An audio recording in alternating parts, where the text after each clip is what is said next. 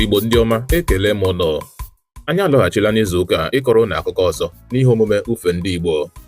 Ọla mma. Papa. Achọrọ m ka gị na ụmụaka ndị ọzọ gezie ntị nke ọma iji wee mụta ọtụtụ ihe n'uru. Ọ dị mma, papa. Ọtụtụ oge gara aga n'otu obodo, e nwere otu nwoke lụrụ nwaanyị abụọ ndị mụtara otu nwa nwaanyị kwa onye ọbụla. Ekemma bụ nwa nwaanyị nke nwunye mbụ, ebe Agbọmma bụ nwa nwaanyị nke nwunye nke abụọ nwoke ahụ lụrụ. Ekemma ji naanị ọnwa ole na ole wee tọọ Agbọmma.